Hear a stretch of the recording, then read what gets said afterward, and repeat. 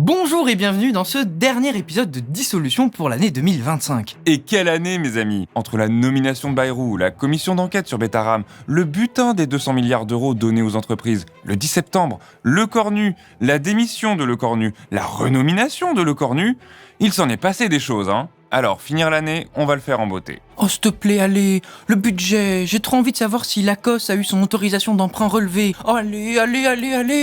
Alors, si on parle du budget et de ses perspectives, on va faire vite. Ça ne sera plus un zoom parlementaire, mais un flash. Parce qu'on va ensuite s'atteler à un programme autrement plus réjouissant, le livre de Nicolas Sarkozy. Car comment dire, pépite. Je suis incapable d'éprouver une haine durable à l'endroit de quiconque. Je ne garde rancune à personne. On n'en dit pas plus, ce serait gâcher la surprise. Avant ça, on fera un tour du côté des Macron pour suivre l'affaire Salcone et les déboires de Bardella à la télé, avant de finir sur le nouvel octogone parisien, le Conseil de Paris. Qu'est-ce qui avait bien pu me faire tomber du mauvais côté de l'histoire ? Oh, pas de précipitation, ça se déguste. C'est rempli de petites pépites savoureuses qu'on a méticuleusement sélectionnées. Alors, bon épisode de Dissolution.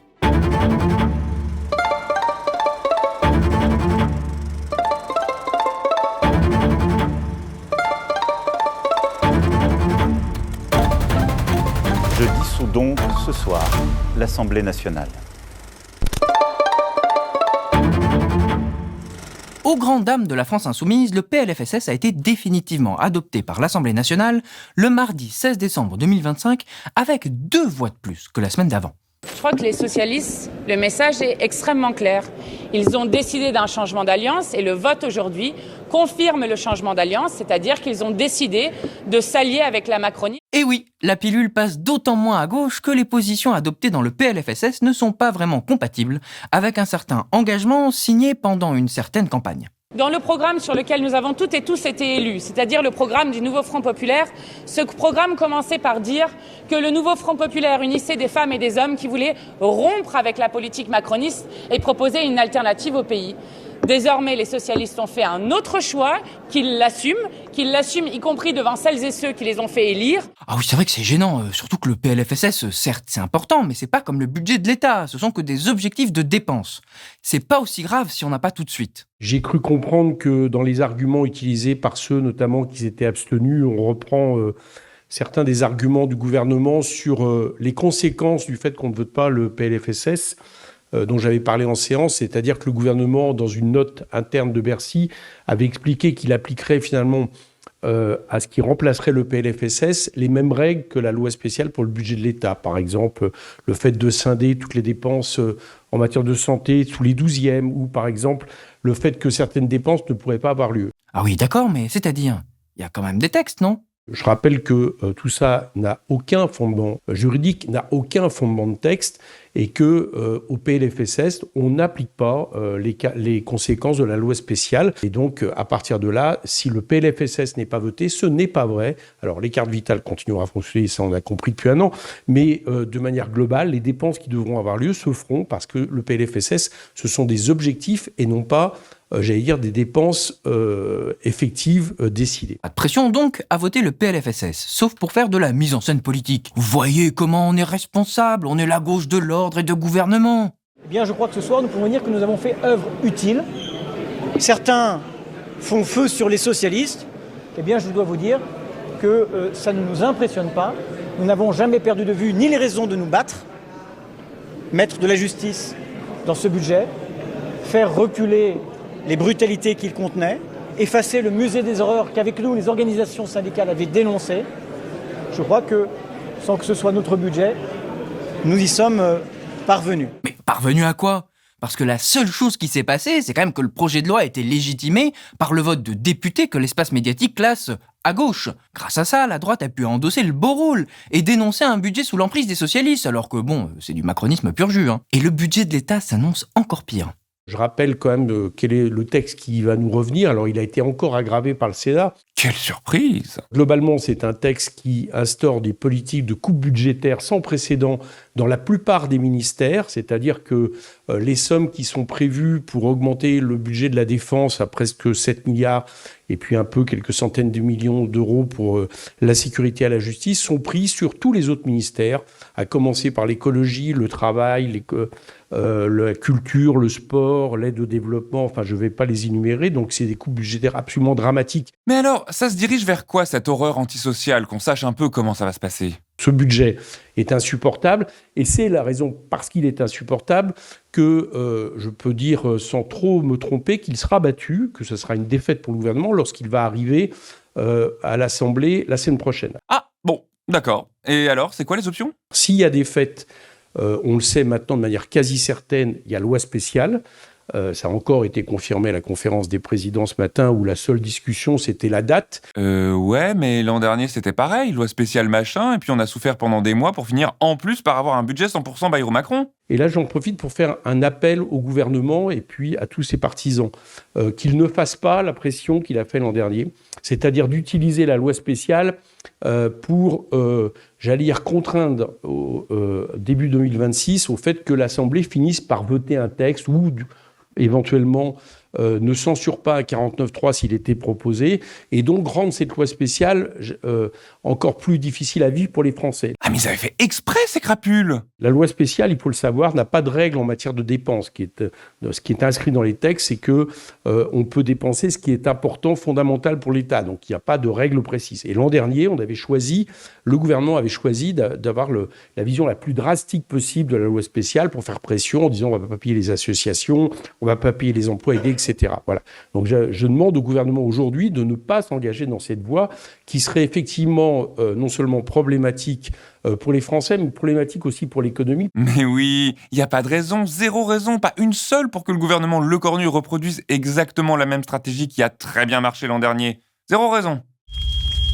This is fine. La situation financière du pays est inquiétante. Les macronistes, désormais pleinement soutenus par le PS, continuent à appliquer les mêmes recettes néolibérales qui n'ont fait qu'aggraver la dette et les inégalités. Et en parlant de situation désespérée ou désespérante, rubrique suivante. On parle souvent de trumpisation de la politique française, de l'imitation de son style, de ses coups de com' un peu foireux. I like it all. I like every ounce of it, everything. But I do like the franchise where I'll be working. Eh ben, figurez-vous qu'il y en a un bien de chez nous, là. Un qui sent le maroilles qui s'est dit qu'il allait faire pareil.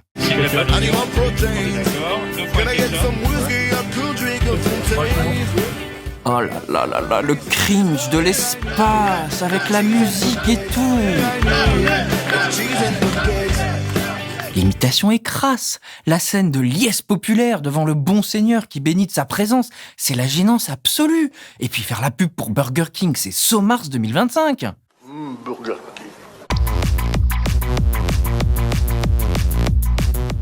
Oh non, mais stop là, c'est quoi cette histoire ?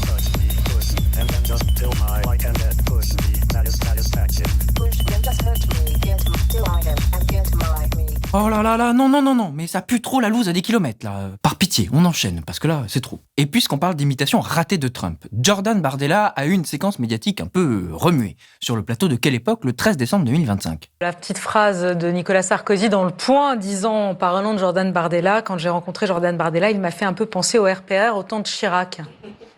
Moi, il ne me fait pas du tout penser au RPR au temps de Chirac. Alors, pas du tout. C'est pas du tout le même genre de personne. C'est pas une critique d'ailleurs contre lui, mais pas du tout. Et bim ! Un premier tacle. En fait, c'est un moment de l'émission où Salamé montre une photo de quelqu'un et demande à son invité de lui dire un truc. Nicolas Sarkozy. Où est-ce qu'il trouve toute cette énergie ? C'est particulièrement abruti comme concept, parce que une phrase comme ça au dépourvu, soit ça fait pathétiquement naze, soit ça fait faux poète et c'est encore pire. Mais je crois que Salamé, elle aime bien le cringe. Bruno Retailleau. Naze donc. Et les visages se sont enchaînés jusqu'à ce qu'il tente une pointe d'humour, se rate lamentablement et se fasse ramasser par la tablée pour finir par montrer son petit côté bougon. Ils sont méchants, service public, ouin. Donald Trump. Où est-ce qu'il trouve toute cette énergie ? aussi. Vous répétez là, hein. Là, un petit manque d'imagination. Elon Musk. Dans le tirage de pompe, là, ça fait Il tire les pompes à Donald Trump. Bah évidemment. Je vous trouve bien inélégante, Madame Bachelot. Non. Non, mais c'est... Pourquoi est-ce qu'il déteste? Pourquoi est-ce qu'il nous déteste? Ah oui, au secours en effet. Et ça aurait pu être notre Premier ministre. Elon Musk. Et enfin, le coup de grâce. Vladimir Poutine. Où trouve-t-il toute cette énergie?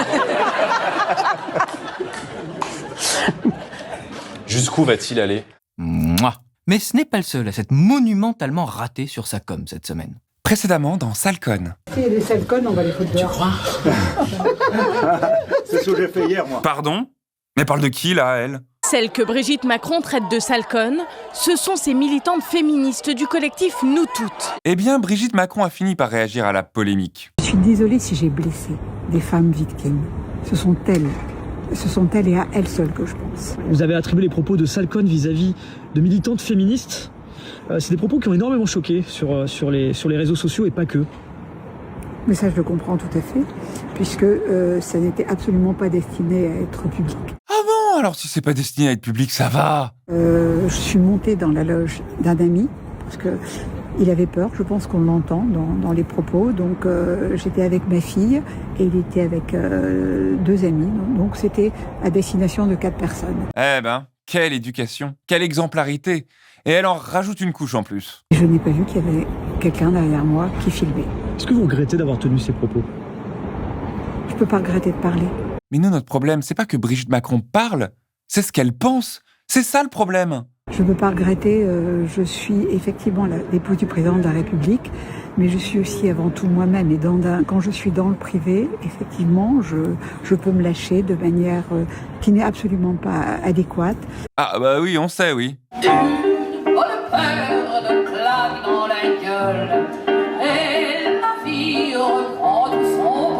Emmanuel, si tu nous entends et qu'elle te martyrise, fais-nous un signe. Hein. On est persuadé qu'il y a tout plein d'associations de... Bah non, nous, on va dire juste féministes, mais elles seront prêtes à accueillir ton témoignage. Et oui, la violence conjugale concerne aussi les hommes.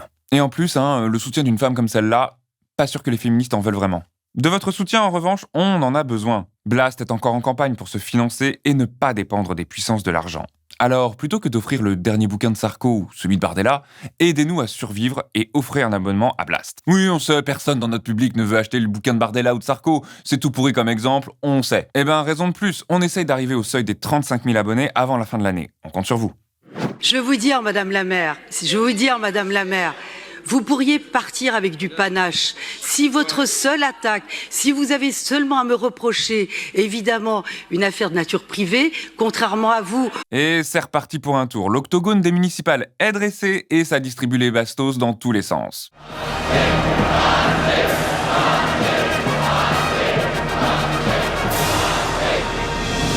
Welcome to another edition of Thunderdome! Mardi 16 décembre 2025, les élus de Paris discutaient du budget d'Hidalgo et la discussion a très vite dégénéré. En intégrant vos prédictions pour l'année 2026, en incluant le braquage budgétaire que sont les loyers capitalisés, pas mieux que le braquage du Louvre, hein. qui ont empêché... C'est vrai qu'elle est culottée, la Dati. Elle doute de rien. Ça mouline de l'air version turbine géante à la culture depuis des années, mais ça donne des leçons à la terre entière. En plus, elle s'est fait perquisitionner jeudi 18 décembre 2025 dans la journée à la mairie du 7e, au ministère de la Culture et chez elle pour corruption et trafic d'influence. Mais bon, ça se la ramène quand même pour faire campagne sans trop de honte. Vous parliez des agents tout à l'heure, ils sont en grève systématiquement. Au Louvre aussi, hein. Ils sont encore devant l'hôtel de ville.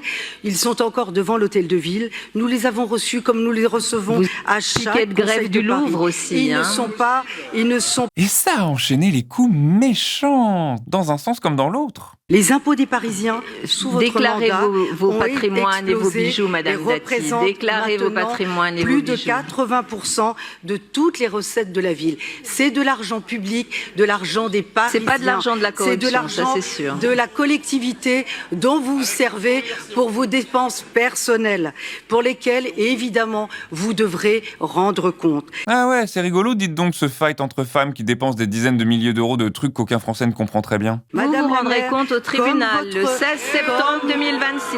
Comme votre... 16 Madame septembre. la maire, comme...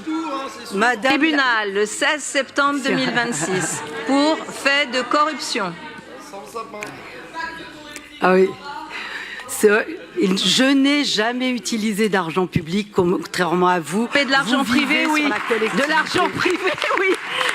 De l'argent privé, oui. Et bim, tes notes de frais, et bam, tes bijoux, et bim, ton enquête, et bam, ton jugement. Bon, ça fait pas avancer le schmilblick, hein, mais au moins, ça peut faire marrer, et c'est leur cas, visiblement. Ah oui. Quelle ambiance! Vous savez, Monsieur je Grégoire, me soucie beaucoup plus de Madame la votre maire, avenir que du mien. Madame En tous la les cas, maire. souciez-vous de votre avenir plus que du mien. Le mien, au moins, il n'y a pas Madame la maire, procès en vue pour corruption. Madame la maire, Terminé dans l'amertume. Madame la maire, cessez d'être dans la haine et dans l'amertume. On se détend. On se demande bien qui est la plus amère des deux, hein, Madame la mère ou la mère d'Ati. Peut-être future Madame la mère aussi. Et en parlant de haine, d'amertume et de corruption, rubrique suivante. Alors oui, on avoue, nostra culpa, on a lu tout le bouquin de Sarkozy. Et comme prévu, il y avait des belles perles. Et ça a commencé direct, dès le début, avec l'avertissement. Par souci du respect de la vérité et de la crédibilité de mon propos, j'ai choisi de ne modifier aucun des noms des protagonistes de ce récit. Chacun pourra donc s'y reconnaître et ainsi assumer sa juste part de responsabilité dans ce qui restera, à n'en pas douter, une douloureuse épreuve judiciaire. Par souci du respect de la vérité venant de Sarkozy, c'est quand même pépite, hein. Qu'est-ce qui avait bien pu me faire tomber du mauvais côté de l'histoire? Qu'avais-je fait pour mériter un tel traitement? Quel crime avais-je bien pu commettre? Je dois reconnaître aujourd'hui la profondeur de ma naïveté. Jamais je n'aurais envisagé qu'avoir été porté au sommet de l'État pouvait constituer une telle menace pour ma famille et pour moi-même. Mais oui, quel crime? Comment? De qui? De quoi? Pourquoi? On se le demande. Pourquoi ai-je vécu tant de situations si extrêmes? Je m'apprêtais à recevoir mon numéro d'écrou, le 320 535. C'est ainsi que j'allais désormais être identifié. 4 jours auparavant, j'étais Nicolas Sarkozy, l'ancien président de la République, reçu par le président Emmanuel Macron en personne au palais de l'Élysée. A-t-on jamais imaginé un contraste plus saisissant? C'est vrai que c'est assez saisissant, hein, mais peut-être qu'un président reconnu coupable d'association de malfaiteurs, ça passe devant, non? Et moins on trouve de preuves, plus on s'obstine, allant jusqu'à me jeter en prison. Dois-je me taire? Dois-je baisser la tête? On ne peut pas me le demander. Et d'ailleurs, je ne le ferai pas parce que ce serait trop grave, trop lourd de conséquences, trop contraire à l'idée même d'état de droit. À la corrida, le moment de la mise à mort est toujours le plus attendu. Il en allait de même ici. De toute beauté, une martyrologie d'anthologie. Au cas où vous n'aviez pas remarqué, ce n'est pas Sarko, mais Usul. On le remercie pour ses imitations saisissantes. Alors bon, on va pas le faire imiter toutes les citations. Donc bon, on va se faire une petite session cosy lecture chill. Bonjour, je suis Nicolas Sarkozy. J'ai le plaisir de vous lire Le journal d'un prisonnier, pour Blast.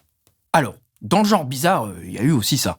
On ne prête à autrui que les sentiments que l'on éprouve pour soi-même. Ce fut sans doute une erreur de ma part de ne pas l'avoir compris à temps. Je suis un bagarreur. J'aime me battre. C'est vrai que parfois il tenait du personnage de comédie, hein. Un téléphone était installé dans ma cellule, comme dans celle des autres détenus. Il s'agissait d'un poste fixe. Je devais me tenir debout pour l'utiliser car il était fixé au mur à hauteur d'homme. Son utilisation n'était guère aisée. Oh non! On avait dit pas sur la taille! C'est un petit bonhomme, haut comme 3 pommes. Un véritable cauchemar. Mais le téléphone réservait d'autres secrets à notre détenu d'exception. Personne n'avait la possibilité de m'appeler. Je pouvais le faire, mais uniquement pour des numéros qui avaient été préalablement enregistrés et agréés par l'administration pénitentiaire. Il convenait ensuite de composer pas moins de 10 chiffres qui constituaient autant de codes nécessaires pour obtenir la ligne permettant enfin d'atteindre le correspondant désiré. Un véritable parcours du combattant. Oui, un téléphone, quoi, avec des numéros. C'est pas un code, c'est un numéro de téléphone. Si tout se transforme en combat, c'est peut-être parce que ça fait des années qu'il vit dans le nuage cotonneux du luxe, hein. Pas de privation, pas de frustration et surtout pas de bruit. La prison est plus sonore la nuit que le jour. Mon voisin de cellule passait une partie de son temps à chanter Le Roi Lion et l'autre à s'acharner avec sa cuillère contre les barreaux de sa cellule, déclenchant un bruit assourdissant. Je lui étais reconnaissant d'avoir arrêté ses activités à cette heure assez avancée de la nuit. Et en parlant de roi, il a aussi pas mal lâché sur les politiques, et Macron en particulier. Emmanuel Macron avait suffisamment de contenteurs, d'ennemis déclarés, d'amis déçus pour que je vienne allonger cette liste interminable. Et hop, au passage, un tacle sur son impopularité et la déloyauté de ce soutien. Depuis sa funeste décision de dissoudre l'Assemblée nationale en 2024, nos relations s'étaient distendues. Je n'avais pas compris et encore moins accepté ce que j'avais considéré comme un caprice qui faisait autant de mal à la France qu'à son auteur. Oh, si même la droite réac se met à le dire, c'est peut-être que Jupiter a raté le coche. Et visiblement, il n'a pas semblé être très convaincu par le macronisme. La question n'est pas simplement de rassembler son camp ou son parti, elle est de rassembler la France dans sa multitude, sans affadir ses propres convictions et sans faire le « en même temps » qui ne fonctionne pas, comme on le constate malheureusement aujourd'hui. Il a su, avec la subtilité qui est la sienne, flatter son propre parcours. Surprise. La méfiance était même installée à la suite du retrait de ma Légion d'honneur. Ce n'était pas tant le fait en lui-même que la manière qui m'avait profondément heurté. J'avais été promu chevalier en 2004 par Jacques Chirac, qui avait alors évoqué au titre de mes mérites supposés l'affaire Human Bomb, dans laquelle les circonstances m'avaient mis en situation de sauver des enfants de maternelle retenus en otage par un détraqué qui voulait faire sauter l'école entière. Et hop, un peu de pub gratuite, comme il le dit si bien d'ailleurs. La modestie s'imposait. Et il n'a pas épargné sa famille politique, comme il le dit si joliment. Bruno Retailleau m'appela régulièrement, mais n'en fit publiquement pas davantage. Laurent Wauquiez se manifesta aussi, mais ses prises de position publiques furent prudentes, et surtout moins tranchées que celles de Gérard Larcher, qui osa affirmer que l'exécution provisoire posait un problème. Et le coup de grâce ? Je n'en veux pas à ceux qui n'ont pas été particulièrement courageux. Chacun fait comme il peut, ou comme il veut. Mais comment espérer être un leader politique si on a peur, et surtout, si on le montre ? Nous, on aime bien ces petits déchirements entre droitos. Mais bon, c'est pas non plus l'apanage du courage, le Nico. J'avoue avoir fait preuve d'une certaine couardise. Oh mais rassurez-vous, il a pas gardé ses munitions que pour Macron et les LR, Cela n'empêcha pas Ségolène Royal d'affirmer sans rire qu'elle avait perdu l'élection de 2007 à cause de l'argent de Kadhafi. Plus c'est gros, plus la passe. Et avec elle, ce n'est jamais assez gros. À son crédit, je dois dire que je ne suis pas certain qu'elle comprenne toujours le sens de ce qu'elle dit. Cela la sauve de la honte. Puisqu'il me fallait porter une croix, je devais tenter de le faire en m'élevant spirituellement. Eh ben, quelle élévation ! Spirituelle qui plus est. Et en parlant d'élévation spirituelle, il semblerait que Sarkozy ait tenté de prendre un raccourci direct martyr. Bonne nouvelle, ma cellule comportait 2 fenêtres consolidées. Chacune d'elles était obturée par un double système de barreaux et de grillages. L'évasion n'était guère envisageable, en tout cas pour un prisonnier comme moi. Je pouvais même les ouvrir. Je fis l'erreur de vouloir aérer ma cellule en ouvrant l'une des fenêtres. Mal m'en a pris, un bruit assourdissant m'agressa. On m'agresse! Mais qui va là? Y avait-il une bagarre? S'agissait-il de manifestations qui m'étaient destinées? Ce vacarme a duré plusieurs minutes. Elles m'ont paru interminables. L'ambiance était menaçante. Bienvenue en enfer. J'ai vite refermé la fenêtre. Je prendrai l'air plus tard. Ce n'était pas la priorité du moment. L'espace d'un instant, je me suis demandé comment j'allais pouvoir survivre dans cet environnement hostile. Environnement hostile, c'est pas l'Anna Purna non plus, faut se calmer. Certains de mes nouveaux voisins ne semblaient pas bénéficier d'un équilibre mental optimal. Nicolas! Oh, mais attendez voir, il sera moins fanfaron par la suite. Là, il vient d'arriver, il se la pète et tout. Après 3 semaines, il sera maté, le petit délinquant de nuit sur scène. La cérémonie de la douche après le sport était particulièrement cocasse. Je n'avais jamais connu une installation plus incommode. Par la crainte sans doute qu'un détenu ne se pende, il n'y avait pas de pommeau, mais seulement un petit filet d'eau qui coulait presque le long du mur. On ne pouvait se mettre au-dessous. Il fallait essayer de se placer à la bonne hauteur, juste en face. Mais ce n'était pas la seule difficulté. Le pire était que le mince filet d'eau s'interrompait très vite, comme une minuterie. Il fallait sans cesse retrouver le bouton et le presser. L'imaginer se contorsionner dans tous les sens sous la douche après le sport. Disgusting! Comme il le dit si bien. Quitte à boire le calice, autant le boire jusqu'à la lie. Et Lali, il l'a bien bu dans son bouquin. Il a radicalement refusé de changer ne serait-ce que le commencement du début de sa posture. Mon crime, aujourd'hui, serait-il de ne pas être de gauche ? Attendez, non, c'est... À l'origine de toute l'affaire, il y a l'officine Mediapart et ce fameux document dont le tribunal correctionnel de Paris a jugé que le plus probable est qu'il soit un faux. L'objectif était d'abord de me faire perdre l'élection présidentielle de 2012 alors que j'étais en train de faire une remontée spectaculaire. Il fallait à tout prix casser cette dynamique aussi inattendue qu'imprévue. Et pas du tout, enfin. On parle d'association de malfaiteurs ici. C'est des accusations sérieuses étayées par de nombreux documents, pas une chasse aux sorcières. Mais ça, il s'en fiche, et il compte bien faire payer ceux qui ont entraîné sa chute. La vengeance, je l'ai déjà dit, ne m'est pas naturelle. Je n'aime pas ce sentiment. Je n'ai pas envie de me rabaisser avec l'idée de faire du mal à ceux qui m'en ont tant fait, mais je sais qu'il va me falloir reconsidérer une partie de mes convictions. Il n'est coupable de rien. Tout serait la faute de cette officine politique que serait Mediapart et d'un complot des juges. Et peu importe s'il a déjà été condamné définitivement 2 fois dans les affaires Big Malion et Bismuth. Ça, bizarrement, il ne s'en vante pas. Peu importe aussi si le parquet national financier a ouvert une nouvelle enquête et demandé un nouveau procès pour l'affaire dans l'affaire sur le revirement de témoignages de Ziad Takieddine. Ah non, on reste sur celle-là, hein. On regardera la nouvelle plus tard parce que sinon on va pas s'en sortir. Alors, malgré cette persécution anti-droite dont il fait les frais, il n'est pas, lui, comme les autres traînes savates. Il reste un partisan de l'ordre du travail. Je pris la décision de faire mon lit. Oh, et ça aussi, quelle péripétie! Ce qui n'était pas une mince affaire, car celui-ci était fixé au mur par des plaques imposantes. Il fallut renoncer à en faire le tour. Outre sa rigidité, le matelas pesait un poids étonnant. Décidément, nous ne serions pas amis, lui et moi. Les oreillers étaient d'une drôle de matière, peut-être du plastique. Les couvertures n'en avaient que le nom. Leur minceur faisait peine à voir. Mais une fois le lit fait convenablement, la cellule prit un aspect plus humain. Il suffit de peu de choses parfois. Il était tout content d'avoir fait son lit. L'oisiveté est le pire des travers, spécifiquement lorsque l'on se trouve privé de liberté. Le travail, la famille, attention, il manque plus que la patrie. J'ai pu mesurer à cette occasion la profondeur des racines chrétiennes de la France et l'importance des sentiments religieux, y compris chez ceux qui m'écrivaient sans être visiblement des pratiquants réguliers. Et hop, en direct de CNews Prison pour vos oreilles ébahies. Mais en même temps, le Front républicain est mort et enterré depuis longtemps avec lui, et il le reconnaît. Beaucoup d'électeurs actuels de Marine Le Pen et de Jordan Bardella étaient à mes côtés lorsque j'étais dans la politique active. Jamais, lorsque j'étais président de l'UMP, ni le père ni la fille n'ont été présents au second tour de l'élection présidentielle. Insulter les dirigeants du Rassemblement national, c'est insulter leurs électeurs, donc les nôtres, au moins potentiellement. Oh, bah c'est bien, au moins c'est clair, hein. J'ai vu, à l'occasion de mon incarcération, la force de ce lien charnel qui me lie avec tant de Français. Ah, disgusting shit. Mais à part ces horreurs, ces refus de remise en question, ce bouquin pose de vraies questions sur la prison. Alors là, ça peut pas être vrai, hein. Alors oui, non, lui ne se pose pas vraiment les questions, il évoque le sujet un peu abstraitement. Je me fis la promesse d'avoir à ma sortie une parole désormais plus élaborée et moins caricaturale que celle que j'avais pu tenir dans le passé sur tous ces sujets. Ah mais quand même. Eh ben justement, on va faire un petit peu de subversion et de vrai gauchisme anti-prison à partir du bouquin de Sarkozy. Surveiller et punir version martyrologique du droitos. Une véritable oasis.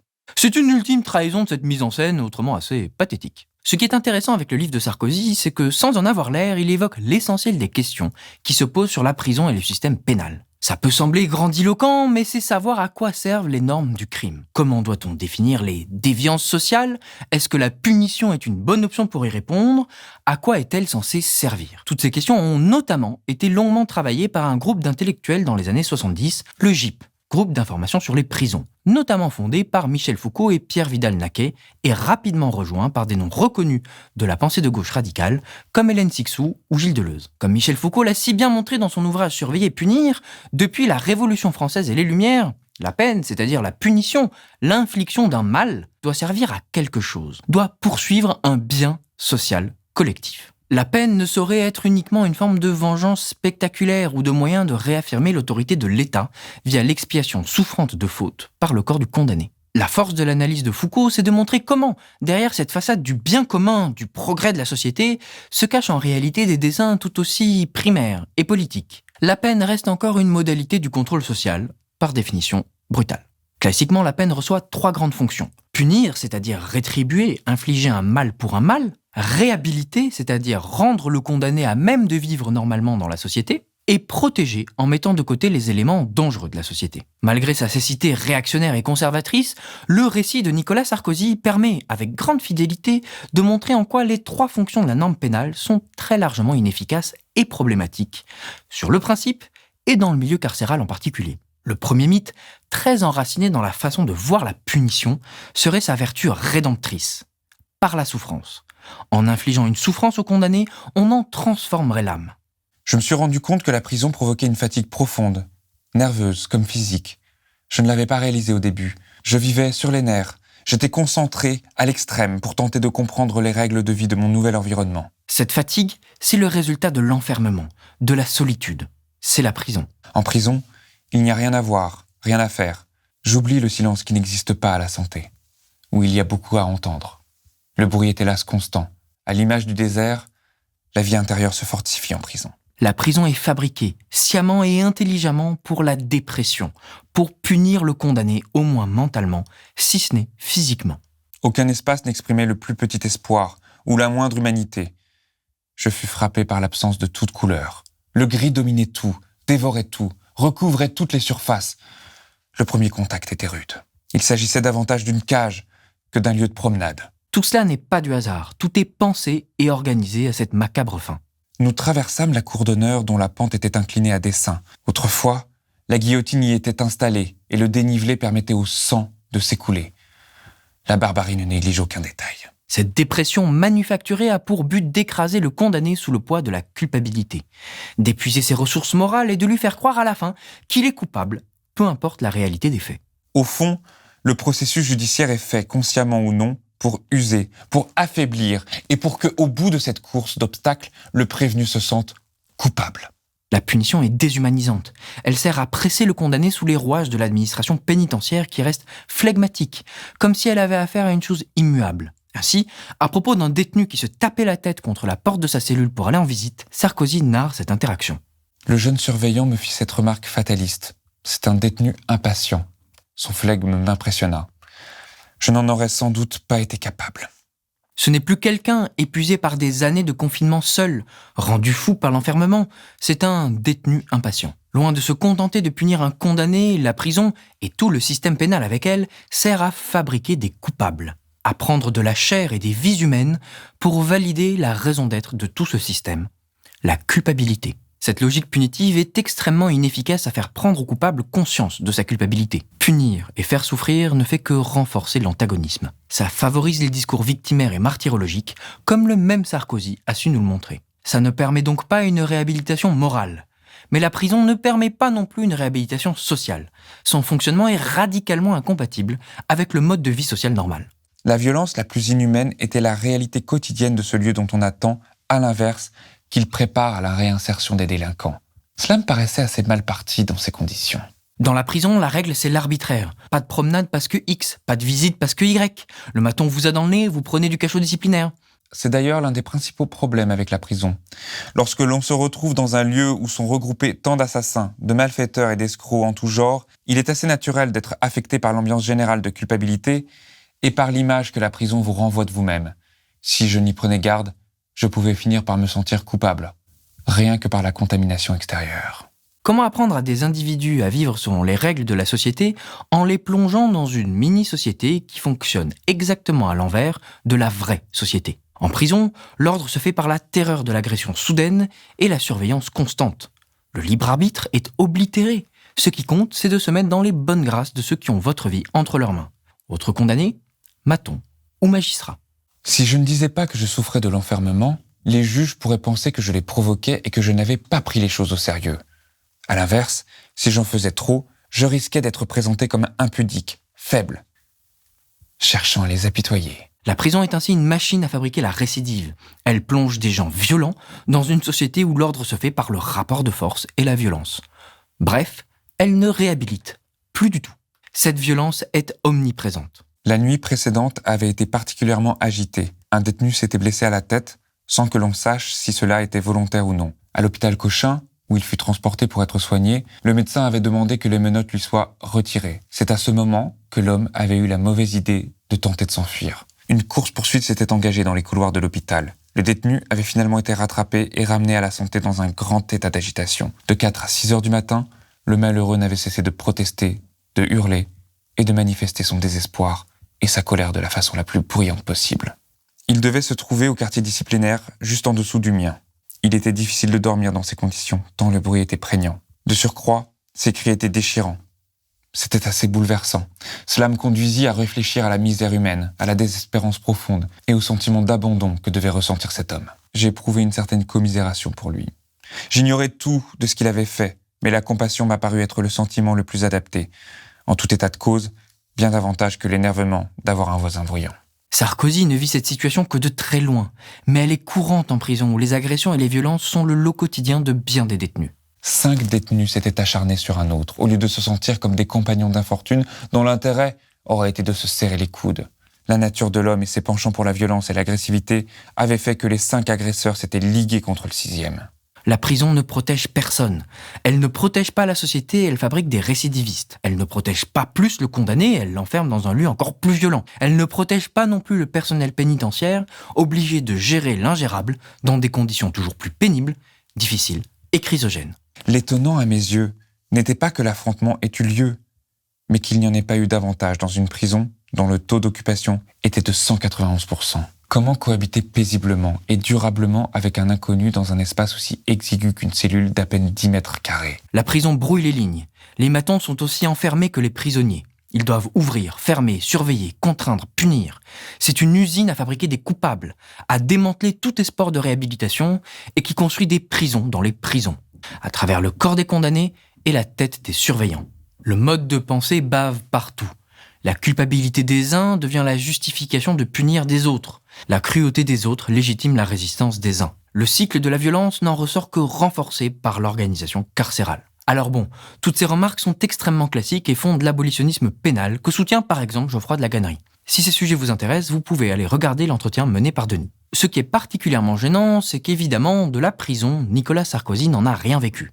Il n'a pas subi la surpopulation, les agressions et l'arbitraire des matons. Il a eu un séjour privilégié et très protégé. Sa mise en scène médiatique est d'autant plus pathétique et risible qu'il se prend au sérieux, au point que ses interlocuteurs, eux, ont du mal à en faire de même. Le courageux est celui qui domine sa lâcheté.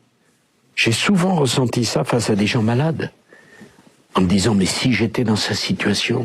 Quand j'ai monté les escaliers pour la première fois, les 85 marches pour aller à ma cellule, je ne savais pas.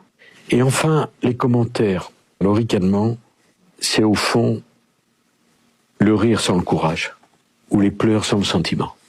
C'est les gens qui sont au bord de la rivière, qui la regardent passer et qui commentent. Le rire vire à la nausée quand on sait qu'il n'a mentionné aucune de ces 2 autres condamnations définitives, pour l'affaire Big Malion et l'affaire des écoutes. Mais surtout, il n'a pris aucun recul sur sa propre situation et n'a jamais, pas une seule fois, emprunter ses chaussures de président ou de ministre de l'Intérieur pour lire la situation dans laquelle il était. Il n'a pas cherché à construire une signification sociologique particulière. Il ne voit aucun lien entre sa politique et la situation dans laquelle il s'est retrouvé, entre ses idées et sa réalité. Pas une seule fois s'est-il rendu compte que l'idéologie à laquelle il a souscrit produisait les résultats qu'il a dû vivre. Il s'est contenté de son petit nombril, de sa petite famille et de son petit vécu, en jouant une sérénade de martyrologie répugnante. Voilà pour cette fois. Passez de bonnes fêtes autant que possible, on n'est pas à l'abri d'un tonton facho ou d'une grand-mère macroniste. On se retrouve très bientôt pour commenter l'actualité politique et parlementaire. N'oubliez pas de liker, commenter, partager pour diffuser une information libre, indépendante et accessible à tous. Et en attendant la prochaine fois, on vous laisse avec cette ultime citation inspirante de Nicolas Sarkozy. À force de subir des injustices, on peut finir par les trouver normales, voire par se sentir gêné d'exiger ce qui, en définitive, n'est que son droit. Bitch, please.